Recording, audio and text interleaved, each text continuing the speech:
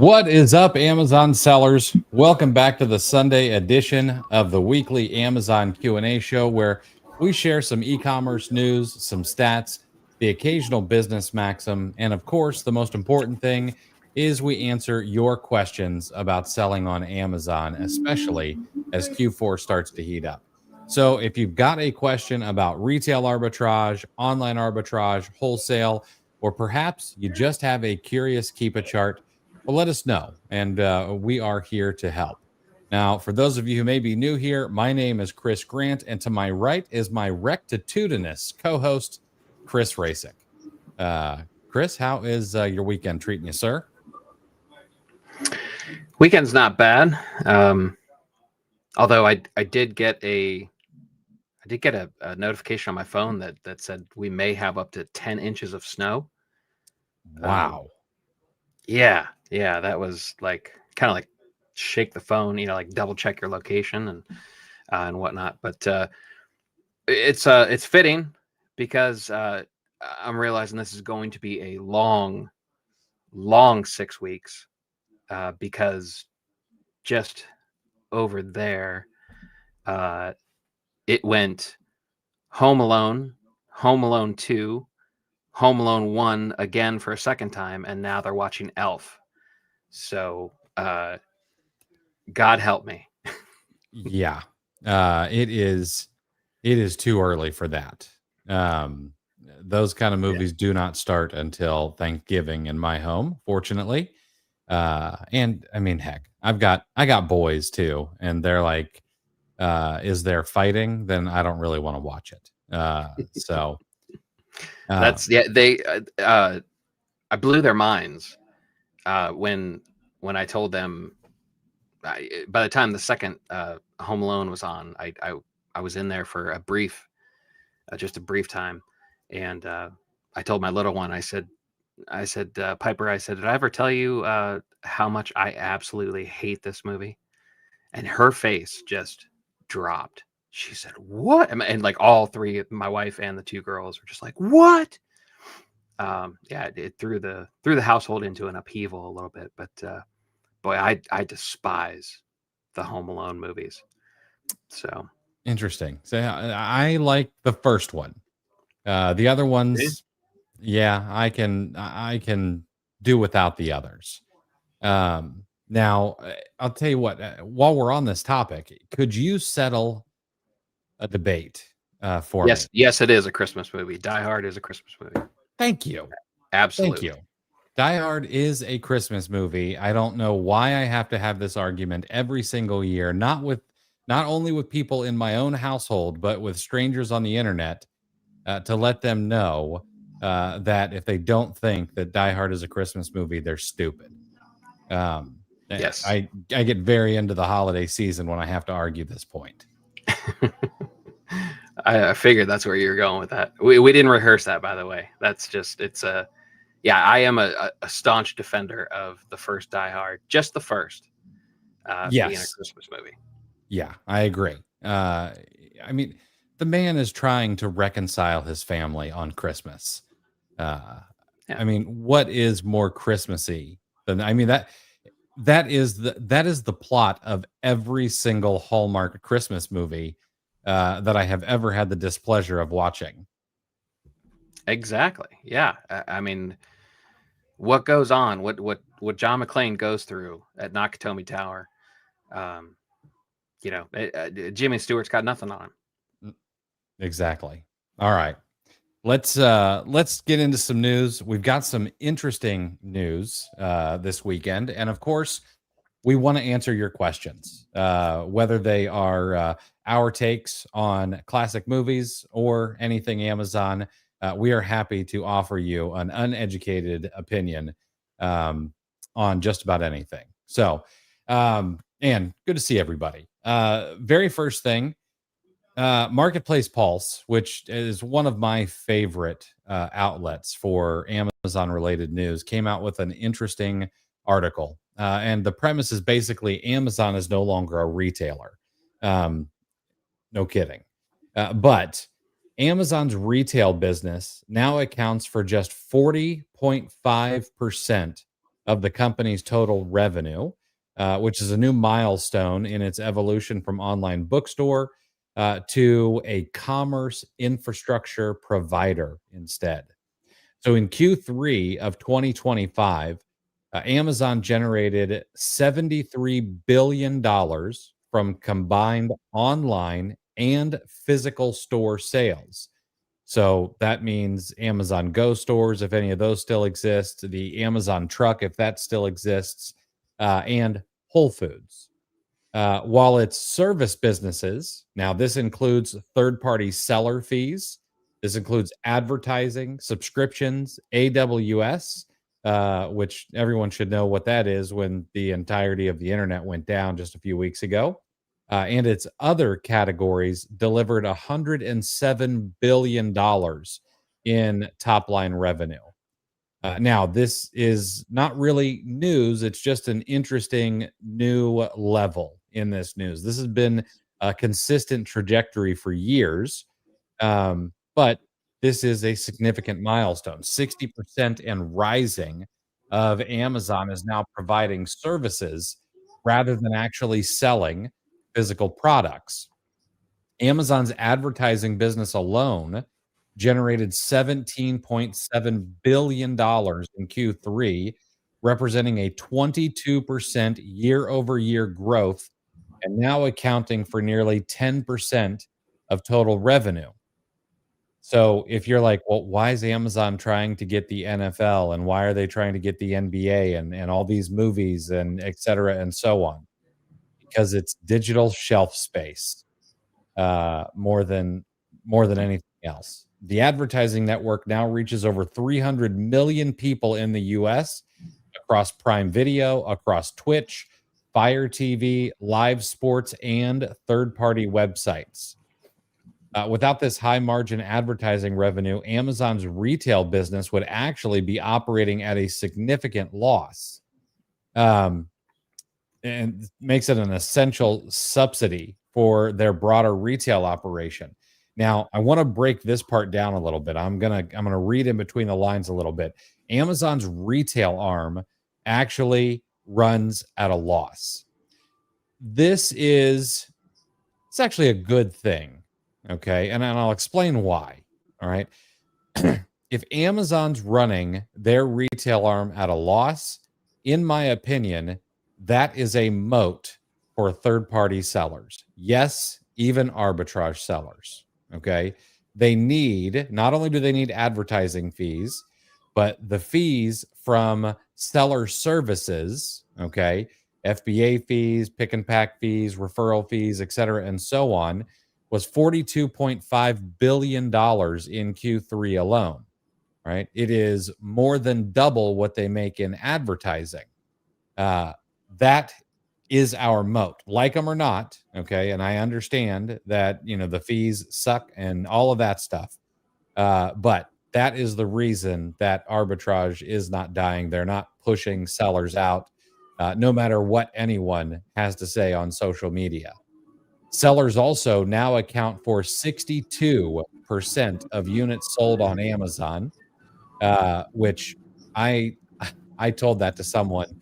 I had a busy weekend. I've switched health insurance, auto insurance, bought a new life insurance policy.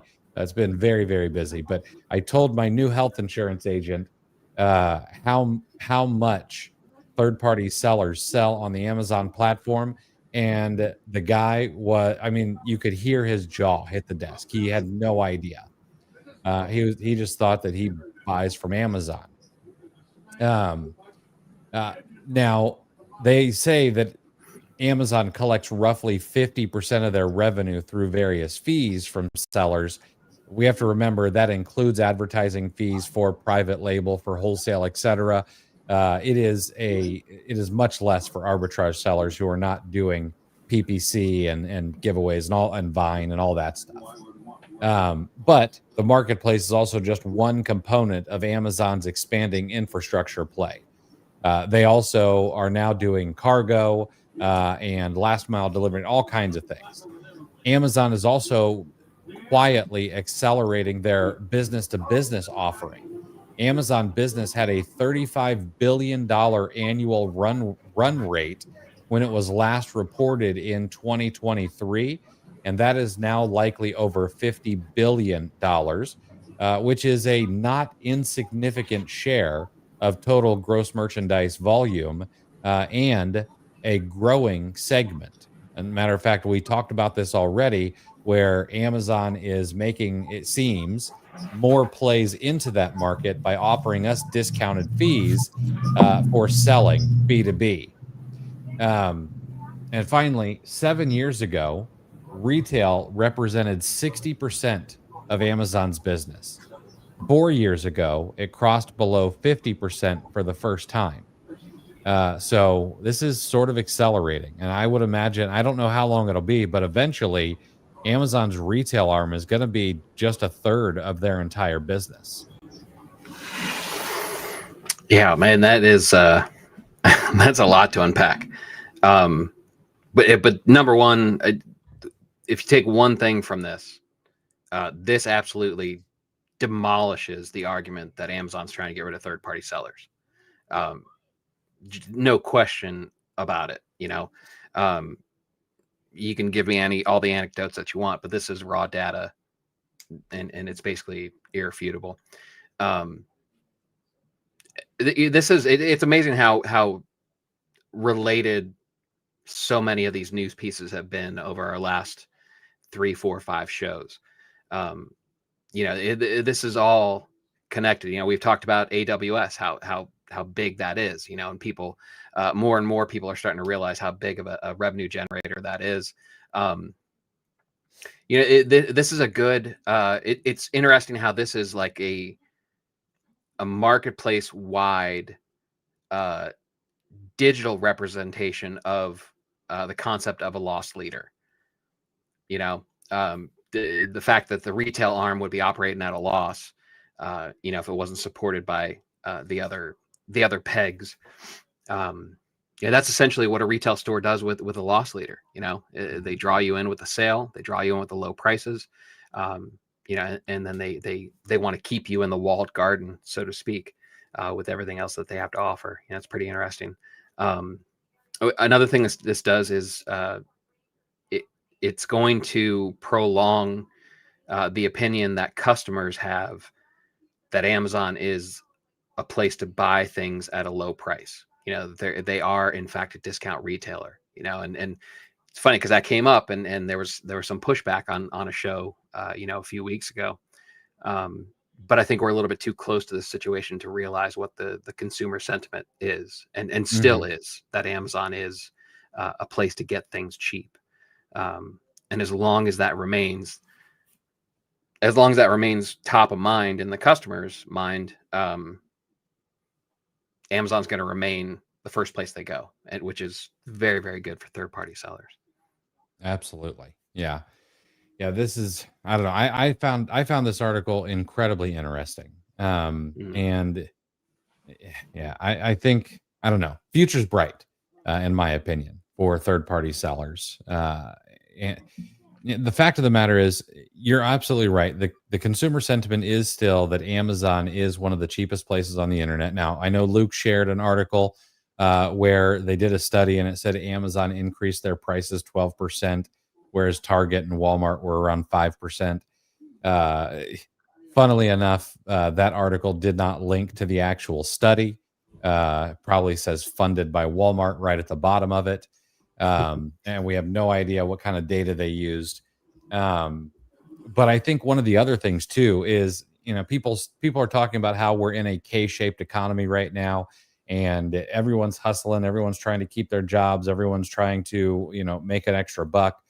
And something has to give for that. And typically it's going to be, we need convenience for the way that we get the things that we need, which is also another insulator, in my opinion, for Amazon.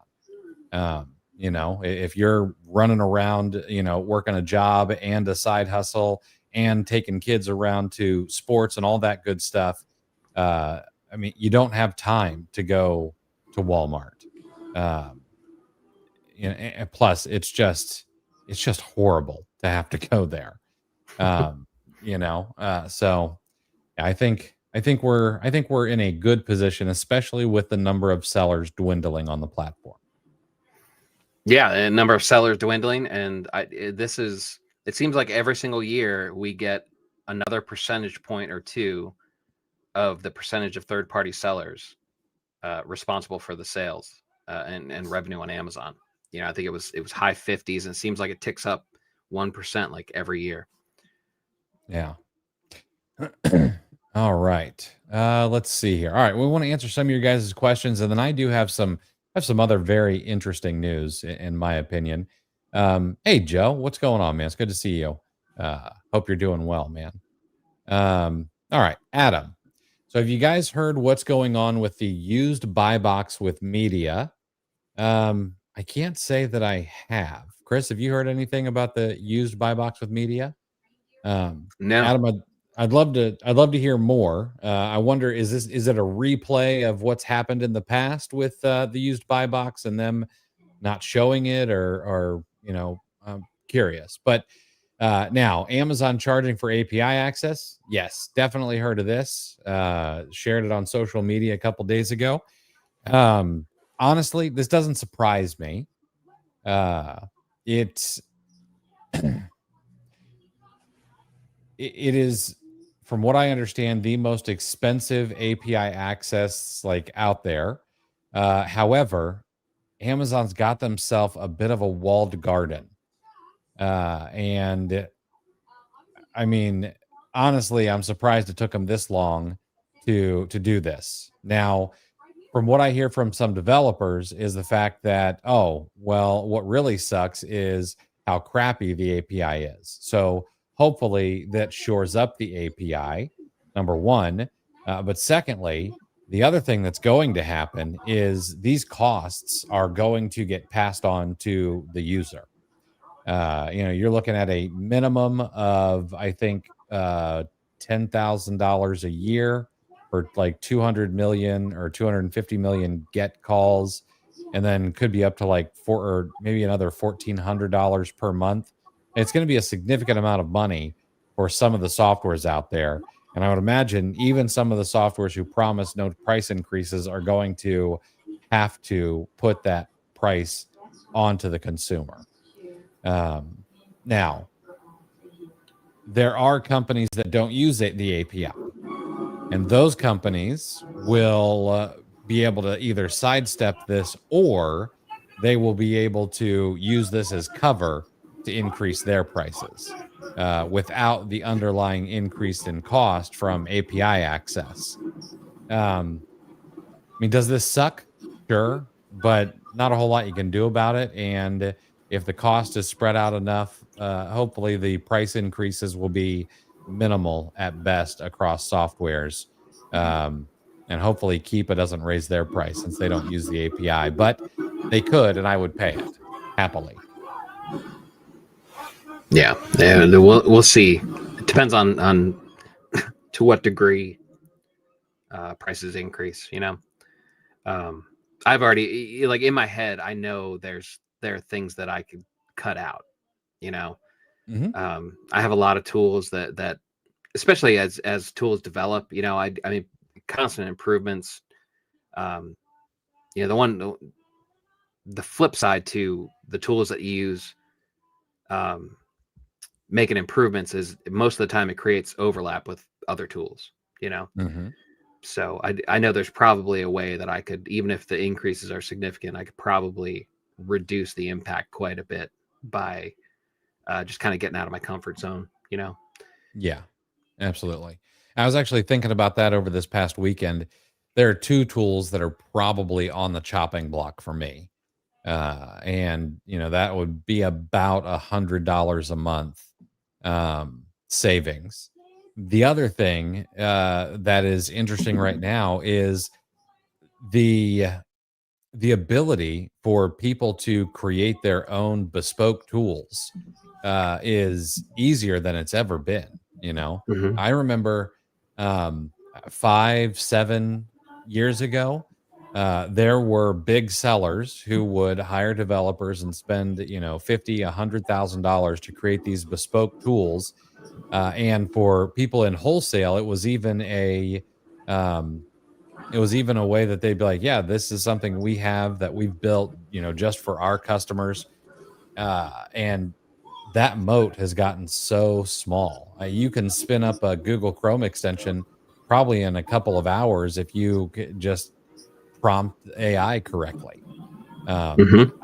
I mean, I am such a bad prompt engineer, and I had something that was passable in an hour.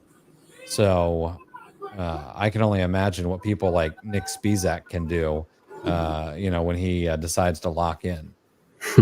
Right. AMZ with me, what's going on? So this is a great idea that I don't think Chris or I have talked about. Happy to support Movember. Will there be an auction for a free invite or two to the Monday night sourcing calls? Uh, I'm I'm a yes on that. If Chris is cool, I'm totally down with that. Yeah, like, am I understanding this correctly? Like, just like free access to the call without being a member of OAC Plus? Is that where we're Yeah. going? Yeah, I think so. So we're gonna have a couple of giveaways for people who donate to join OAC Plus for 90 days. But I will do an auction for the ability to join Chris's Monday night sourcing calls, which Polly says are the best. I thank you. I appreciate you saying that, Polly. We'll do an auction style for the Monday night sourcing calls, and we'll do 2 months. Like you get access for 2 months, as I think what'll be fair for that. Nice. Yeah. And we also have, what did we decide on? 3 90-day trials for the mega show. Yes. Yep. Yeah. Yep. And Absolutely. we should mention there's a Black Friday special going on right now. So Yes, there is. you could not only get a discount on access to the Monday night sourcing calls, you could actually lock in a lifetime discount to everything the OAC Plus has to offer. Exactly. Yeah, we've got 40% off right now on OAC Plus for Black Friday. That'll go through Black Friday, and if you want to join, that's down. Link is in the show notes. But the other thing, since AMZ with me brought it up, if you want to support Movember, which is a charity for men's health, both physical health, cancer, testicular cancer, those kind of things, prostate cancer, and mental health. You can donate below. Of course, this coming Wednesday, we are going to have a mega show starting at 5:30. So we'll be going a minimum of 3 hours more if you guys want to hang out even longer, and a bunch of giveaways. So mark your calendars. You want to be there. There's going to be a lot of good stuff, and we are going to shamelessly ask you for money for 3 straight hours. But for a good cause, not to line our own pockets. All right, Luke. Yeah, absolutely, dude. Walmart. So as much as I don't care for Walmart, I have moved over to buying groceries from Walmart Plus. It is great. My Miles is my Walmart Plus delivery driver. He was just here today with this week's delivery of groceries, and my grocery bill has dropped like 25% by switching from Publix. Although I do have to go to Publix for a few things. There's just some things that Walmart cannot handle. All right. And guys, if you have more questions, please drop them in the chat. We've got a couple more pieces of news.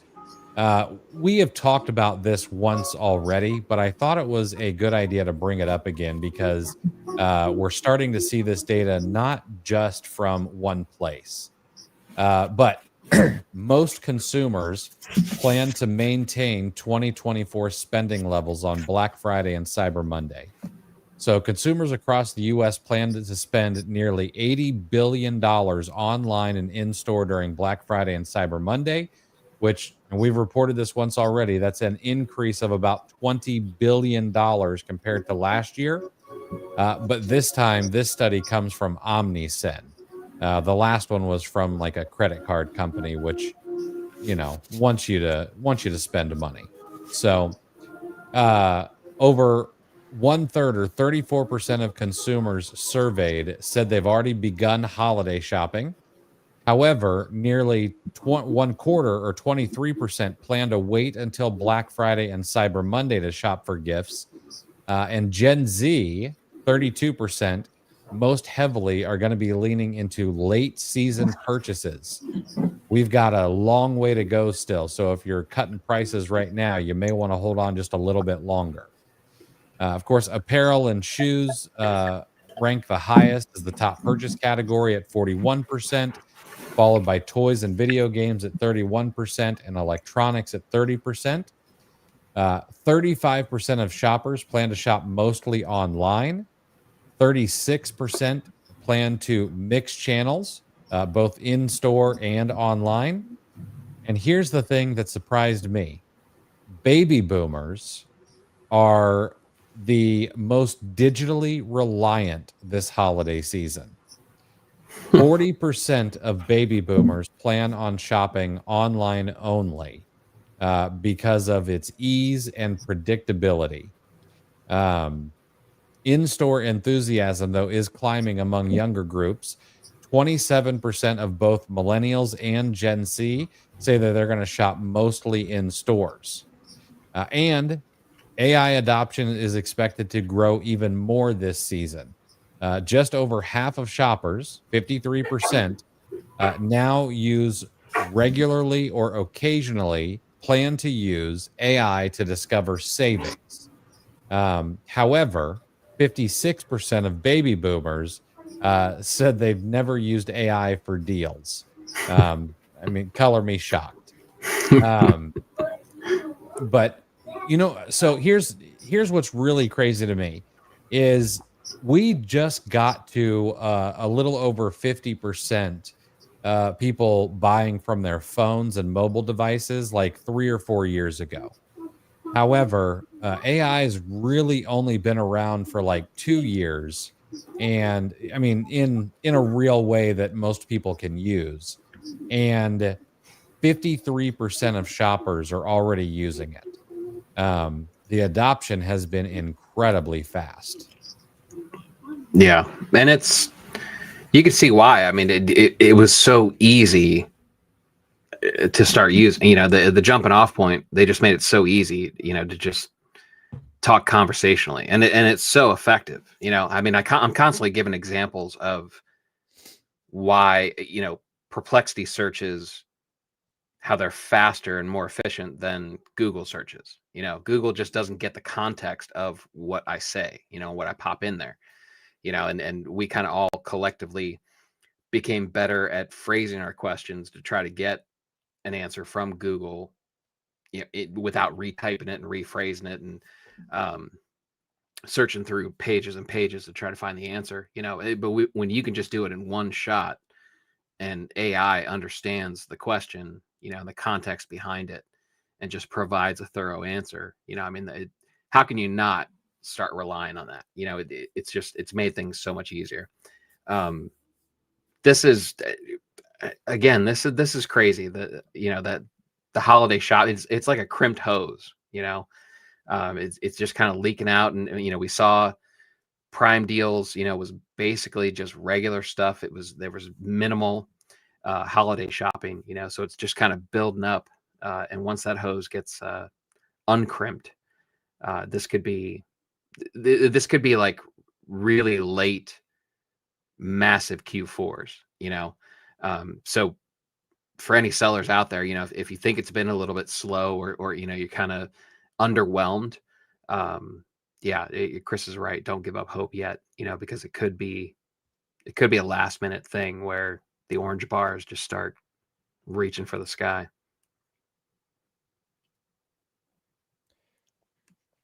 Oh, nice. Yeah. Monday night sourcing calls are a leads list. Yeah, absolutely.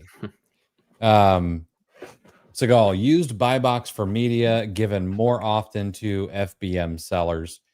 Yeah, I haven't really heard about that. I'd want to see some data on that. Anecdotal, these kind of things to me often seem very anecdotal. I went and checked, and I see that FBM seller is on the buy box where I'm at. Yeah, but we know how the buy box works, and the used buy box works very similar or the same as the regular buy box. It's going to be fastest to the customer, cheapest, last mile delivery, not always the lowest price. So I know that the used buy box has had issues in the past. I'm not saying that you're wrong. I just want to see some data on this, more than anything else. Detroit Lions looking good this week. That's good for you, Corey. I mean, they are playing a team that is like the third worst in their division, though. Correct? I believe the Commanders are 3-6, and just 2 teams behind them. It's like I look pretty good playing against 8-year-olds myself. That's but right. But no, you take a win where you can get it, man. I get it. Why does he only show up when his teams are just trouncing somebody? He knows we're gonna give him crap for being in that state up north. Corey, you're not gonna want to be here in a couple of weeks. We're gonna be insufferable during rivalry week. It was, what? Probably the best thing Detroit has going on this weekend is the induction of Jack White and the White Stripes into the Rock and Roll Hall of Fame. Yeah, that's probably the biggest award for Detroit this weekend, to be honest. Yeah, that's a good one. I could take or leave Cyndi Lauper. That was kind of not my music and before my time, but the White Stripes, that's a good pickup for the Hall of Fame.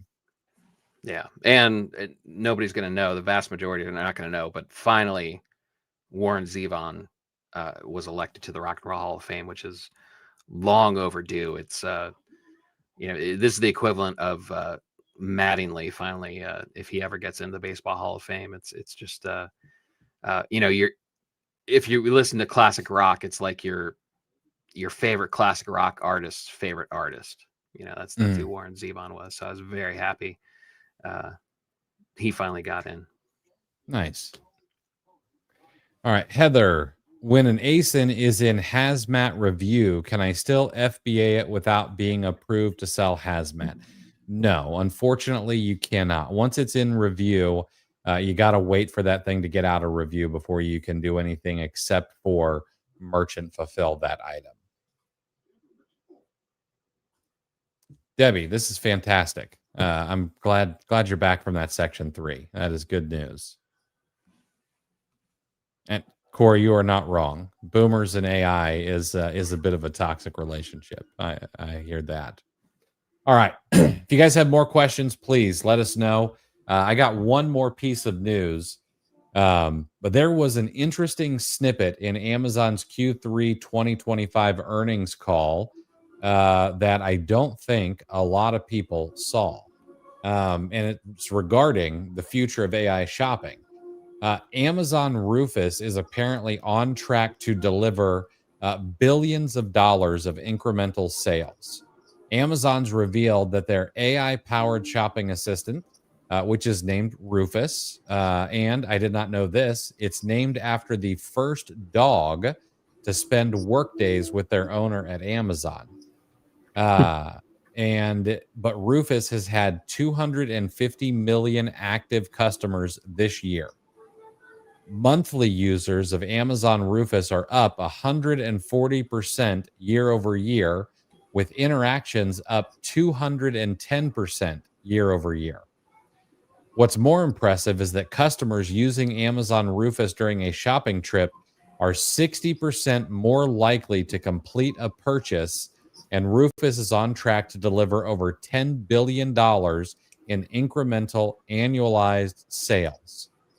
Now, these $10 billion in incremental sales do take into account a 7-day rolling attribution. So they're putting a thumb on the scale just a bit for Rufus.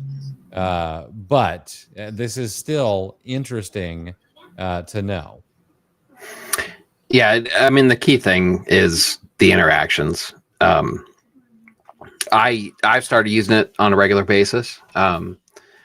It's actually it's a really good way to review the product detail page. I've had it to verify whether it's a single pack or a multi-pack. If there's an accessory or something that I'm not sure about, we all know that there's some pretty sketchy product titles and product descriptions out there. But yeah, I've used it several times just to get some clarification. But I do, I don't know. So if I use Rufus and I was like, I think this is a 1-pack, or I think it's a 3-pack. Let me make sure. And it confirms that's a 3-pack. And then I buy it. Is that a sale that they're going to credit Rufus with?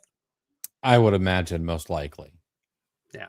When most likely, most customers were going to buy it anyway. So, take that sales information with a grain of salt. But I do like the fact that it's there. I like the fact that customers are using it. I think in the long run, it's probably good for sellers, a net positive for sellers.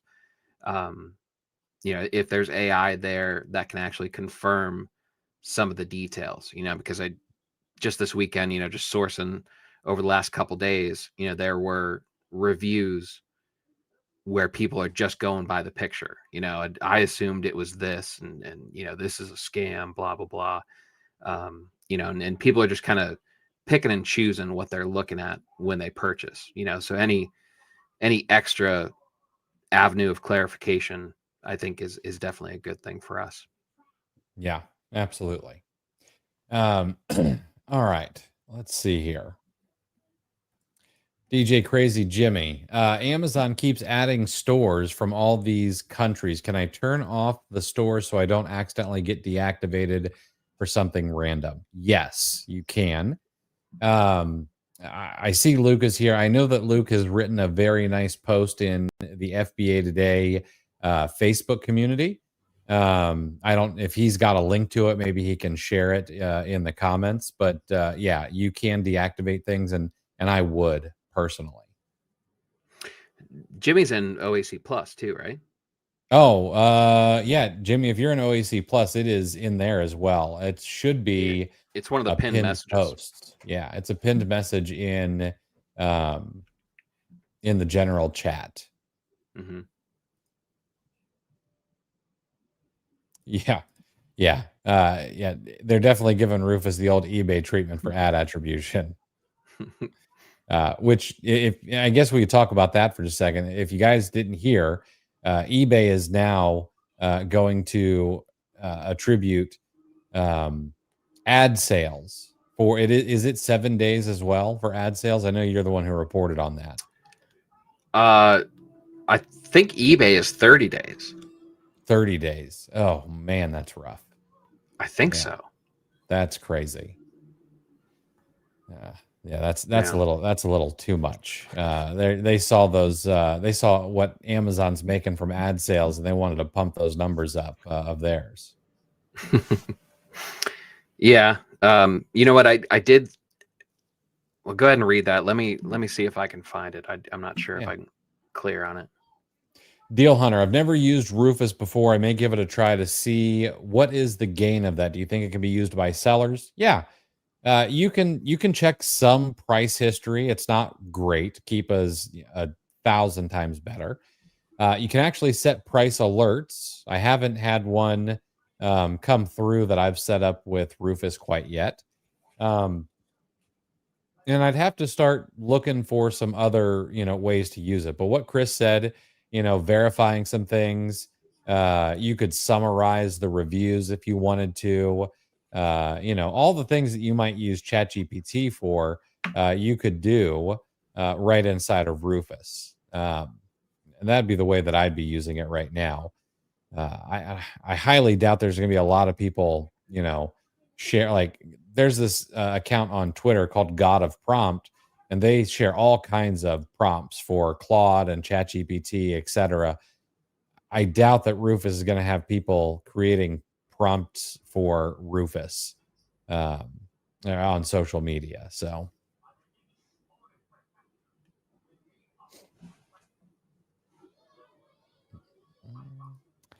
Bob G. Hey, Chris's. My Amazon has no recent sales history. Last sale was a couple of months ago. I bought some OA leads, but now it says this listing has selling restrictions, even though I'm ungated on the brand.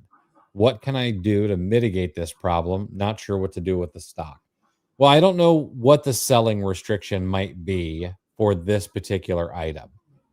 So it's hard for me to tell you exactly. Is it that 5885 error?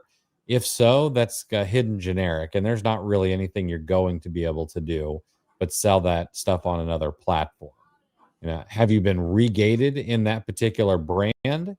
And you were ungated at one time? Well, then your only option is to either sell it on another platform or to try and get ungated on that brand again. But without knowing what the restriction is, it's hard to say exactly what you could do.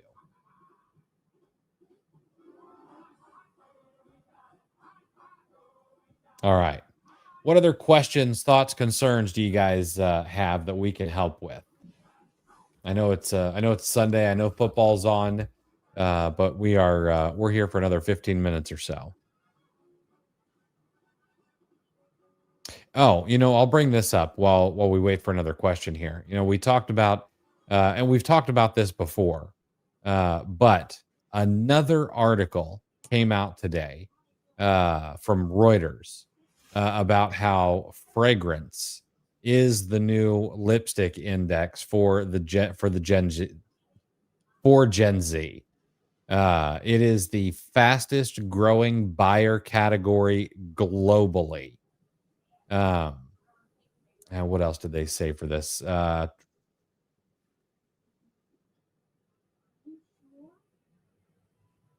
Cody offered upbeat quarterly forecast for surging demand for its Calvin Klein and Hugo Boss fragrances. The CFO said the company was going to expand that business. And the reason this actually, and 38% of total spending on fragrances in the 26 weeks ending July stemmed from households with a Gen Z member. And the reason that this stuck out to me is, my family is going to be taking a trip to Ohio here shortly, and so my wife took the kids out this morning and bought some warm clothes. And my son came home with not one, not two, but three different fragrances from I think Ross or TJ Maxx. And he's like, here, smell this one and this one and this one. And I was like, whoa, bro, I need some coffee beans in the middle of these. But yeah, it was crazy. And I'm not sure how many.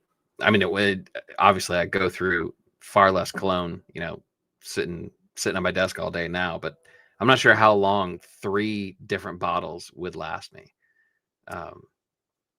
You don't you don't bathe in the stuff like like tweens do. Right. This is it's a mixed bag.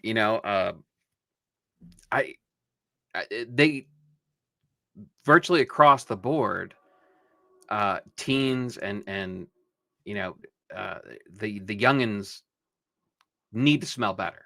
There's plenty of room to improve their odor. So I don't know. But yeah, you're right. They're going to overspray for sure. I can't tell this story on air because if my son found out, he would be devastated. But I've got a hilarious story for you off air about smelling better and something that you would think is common knowledge. He just didn't know. But Yeah. All right. Let's see here. Adam, thoughts on Amazon charging tens of thousands for API access? We talked about this a little earlier. Yeah, the cost is going to end up getting passed on to the consumer of softwares. Maybe it makes people trim what softwares they use a little bit. Um, by and large, while it sucks for developers, I just don't know how much of an increase that sellers are going to see. Some, but I don't expect there to be like 30% increases to prices. Uh, but only time will tell.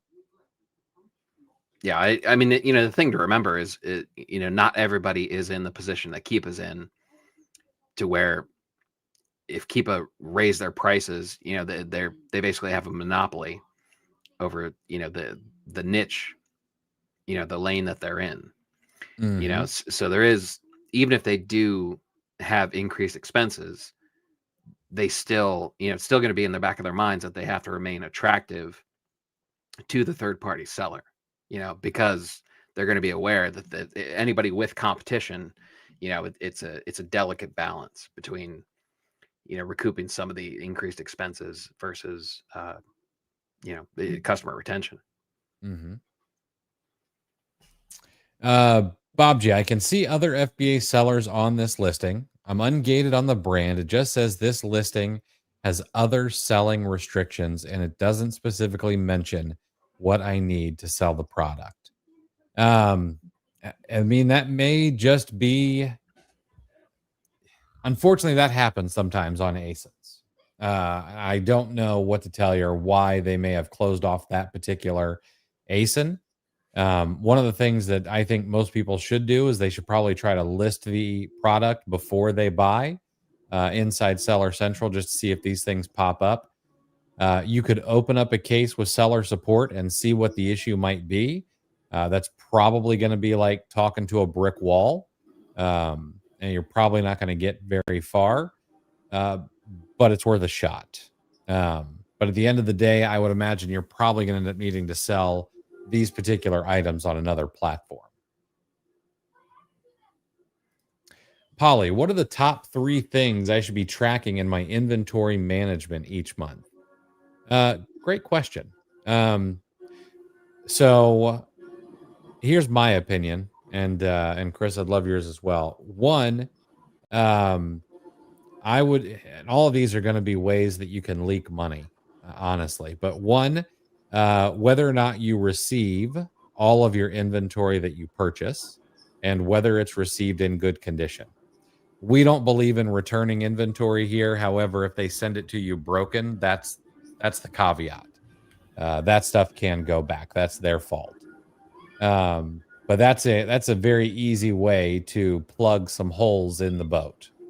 Um, Another one would be inventory that is lost inbound. You may not see a lot of it. Like I don't see a lot of my inventory get lost inbound, but every 3 shipments, there's 4 or 5 items, that need to get reimbursed somewhat. So that's another one.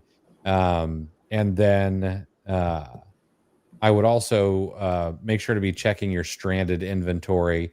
There's stuff that will go stranded, and if you don't check it, you don't know, and then there's no way for it to sell through, and it might be a very easy fix. And if it sits there long enough, it'll get sent back to you, and then you've got to pay the inventory removal fee, and then you might have to send it back in anyway if it was just because you missed it. So those are 3 things I think you should probably check every month. Yeah, I kind of in general, like the 3. Yeah, basically you should use it as an audit. Most important thing would be to make sure you have what you should have. So as far as like auditing units that you bought, make sure that all of the units that you bought end up being sold on Amazon or available to sell on Amazon. I think that's important. Chris is right. That's kind of a hidden expense that'll directly hits the bottom line. Inventory management.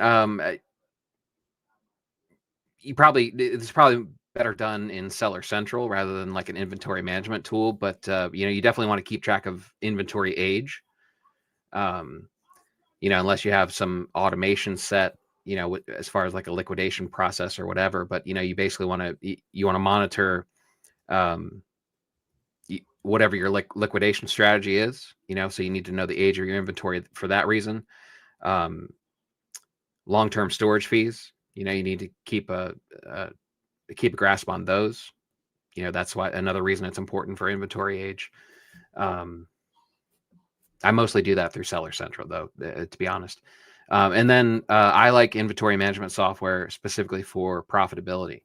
I think I use Inventory Lab, and I absolutely love the ASIN profitability reports.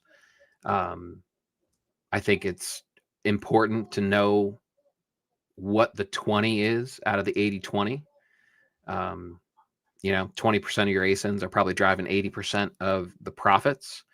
Pareto principle is it's just always there. It's just tough to not find it in any place you look as far as numbers go. So the clearer picture of what your 20% is that's driving the vast majority of your profits, the better off you'll be. That can lead to replenishments, and the bottom too. You can know what you're taking a hit on. You can spot trends that way, of maybe categories to avoid, categories to double down on. There's a lot of information that you can glean from a clear picture of exactly how profitable each individual ASIN is.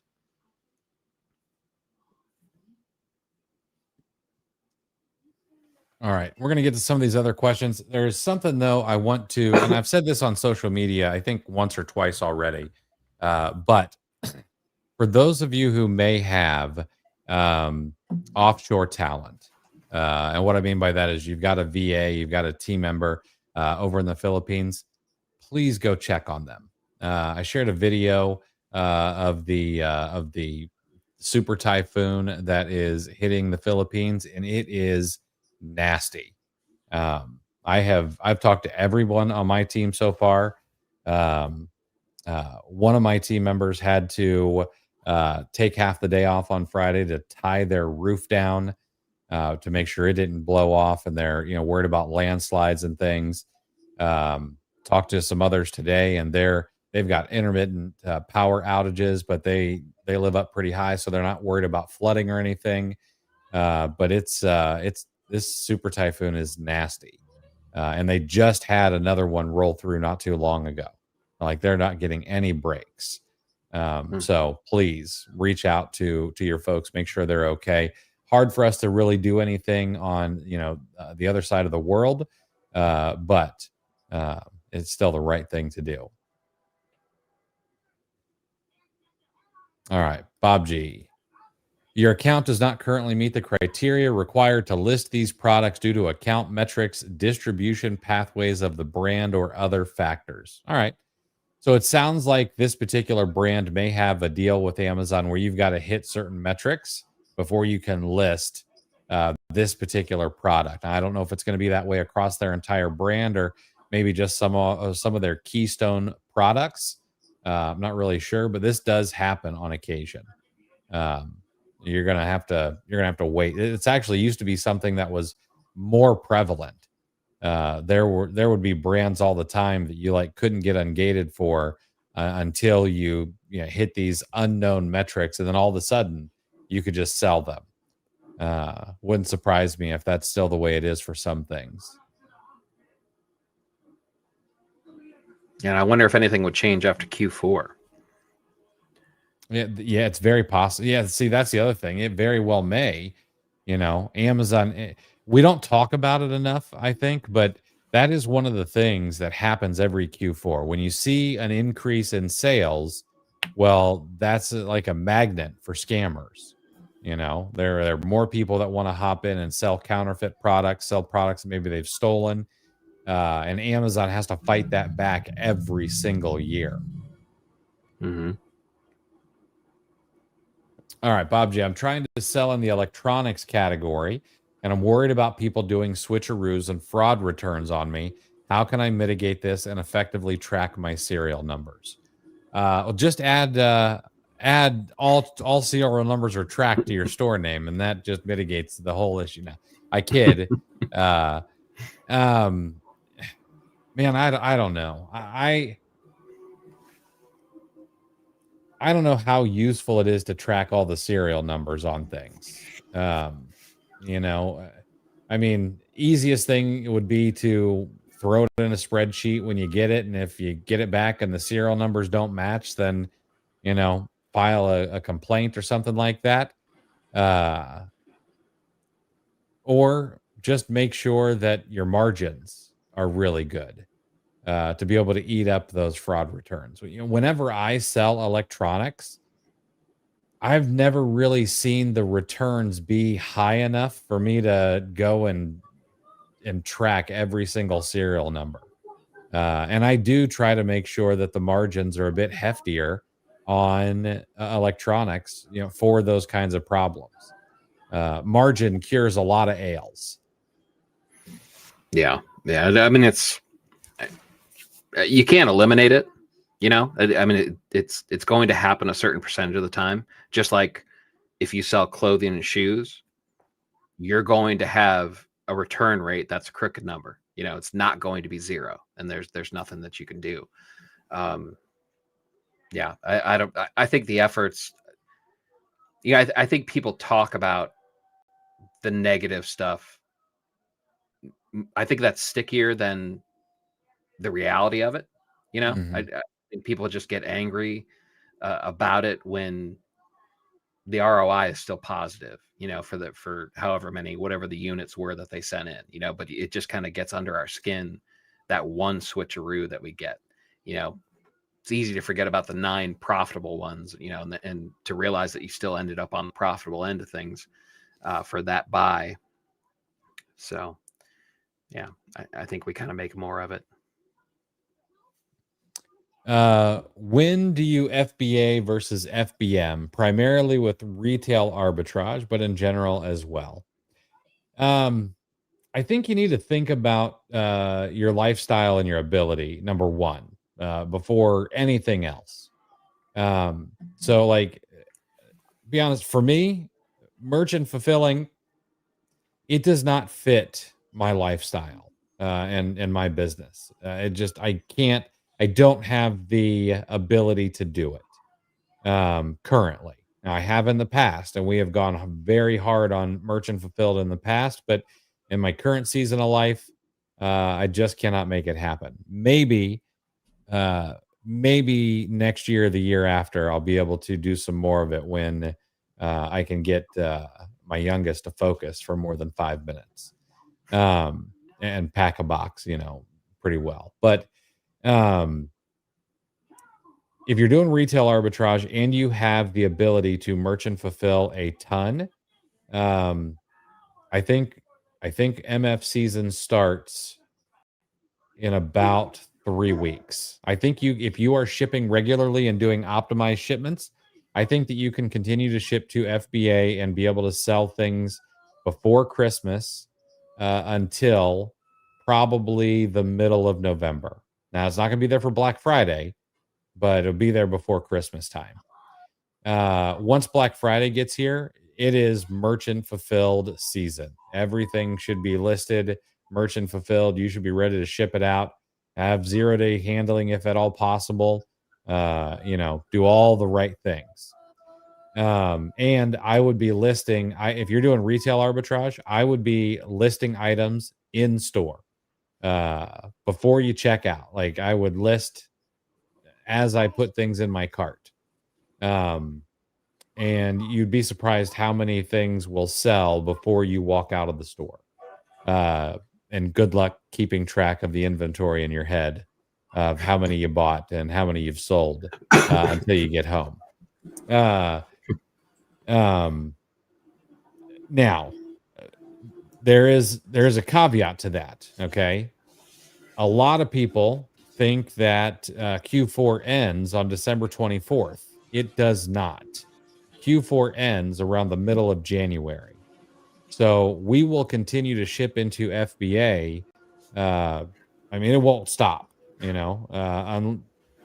our prep center will probably go on vacation a couple of days before Christmas, and there won't be any shipments out until a few days after Christmas. But like, we just keep plugging away because items will get checked in, gift card season will be here, and things will continue to sell.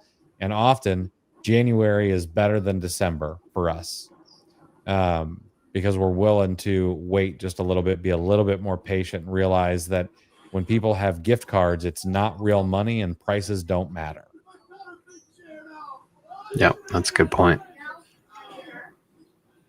All right. Any other thoughts, questions, concerns before we wrap it up here for today? And again, I want to remind you guys, this coming Wednesday, that is November the 12th at 5:30 p.m.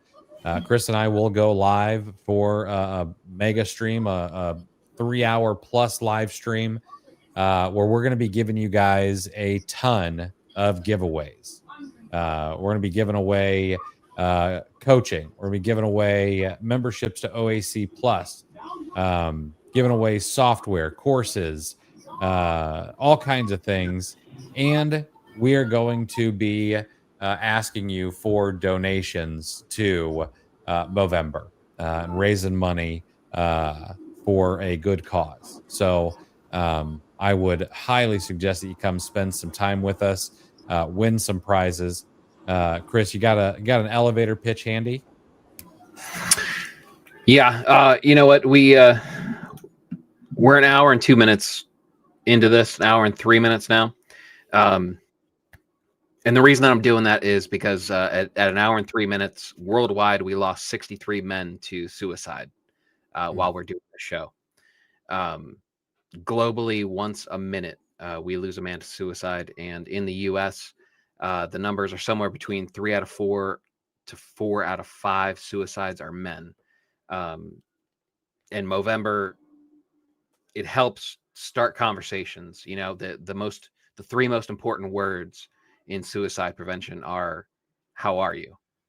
And it's about having a conversation. I have the stupid mustache because it's supposed to have people ask, like, what the hell is that on your face? And it starts a conversation like this, where we start to explain why we do what we do. Movember has funded thousands. I think it's, 1,300 programs worldwide to help with suicide prevention, mental health. Prostate cancer is the leading diagnosed cancer in young men. Testicular cancer, worldwide there are of men living with prostate and testicular cancer. That, frankly, not all of them have the resources available on how to deal with something like that. So these are all programs that Movember helps to fund and support and spread as much as we can. So it's a really good cause. Everyone out there, male, female, I know this is kind of male centric, but we all have fathers that we want more time with. I know my father, I wish I had more time with my dad. Sons that I couldn't bear it if my son had to go through something like that. So it's really, really important. It means a lot to me. So your support is very much appreciated. And we'll of course get into it a lot more on Wednesday for the mega show. But that said, we're going to be loaded with prizes. So there will be something in it for you, for your support, and it's greatly appreciated. And I can't wait. Like, Wednesday's going to be a lot of fun.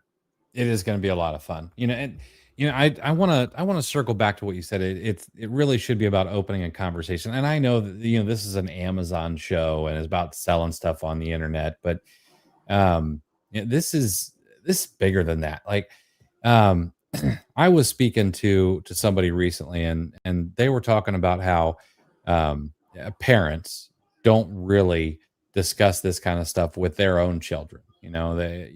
The concept of suicide comes up, and they're like, well, let's just push it to the side, and if we act like it doesn't exist, then it won't happen. But it's actually the opposite. And something terrible happened here in where I live in Seminole County.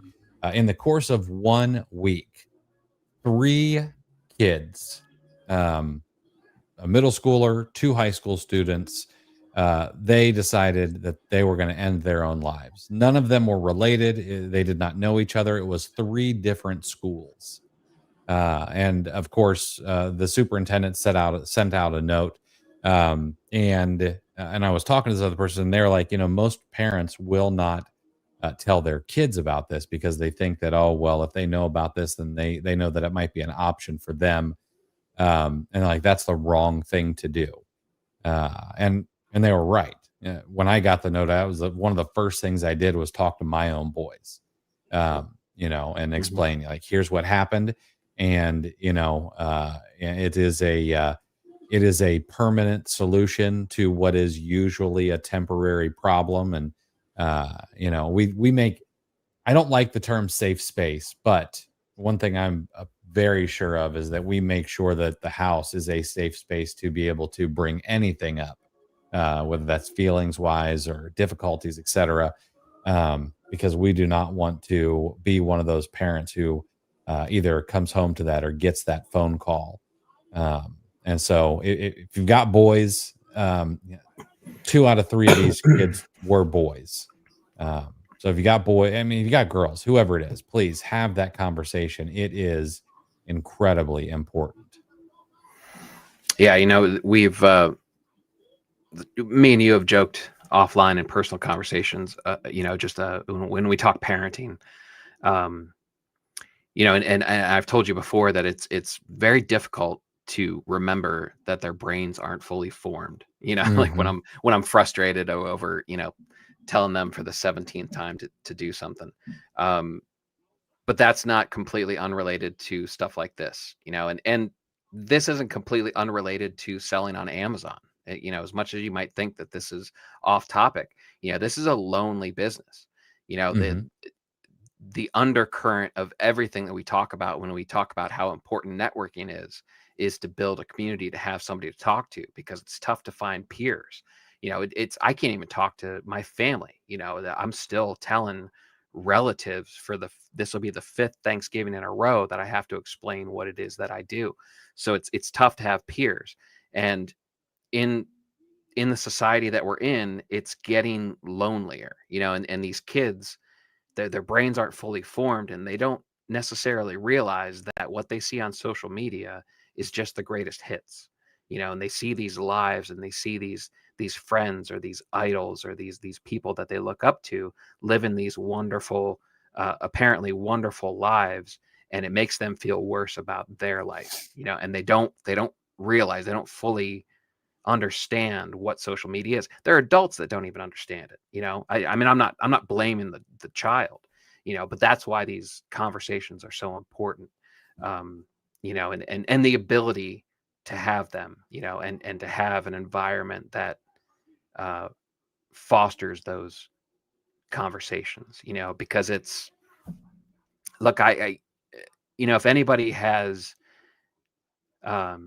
lost someone unexpectedly, um, the how jarring that is, because it's never in your mind that this may be the last time that you talk to somebody, and to sit there and to have that little seed in there of, what if I had just said something, what if I had just had one more conversation, maybe if I hadn't swiped them to voicemail, would that have made a difference? You don't want to you don't want to live with something like that. You don't want that kind of burrowing into your brain. And more importantly than just the regret of living with it is the fact that if you have the conversation, it can seriously make a difference. Like just a simple "how are you?" and just asking about somebody's life. It may be the first time that someone's had somebody ask them or take any kind of interest in someone's life in a very long time, and it could be the most meaningful conversation someone's had, that they can remember, and it could keep them from very dark places. So Mm-hmm. yeah, that's Absolutely. you can't It's stress how important that is enough. it's also surprisingly easy to do, Hmm. and do it authentically, and even with people you don't know. Um, I I get made fun of quite frequently because if I'm at the grocery store or in the Starbucks line or anything like that, uh, before I ever ask for an order or whatever it is, I authentically ask the person, "How are you doing?"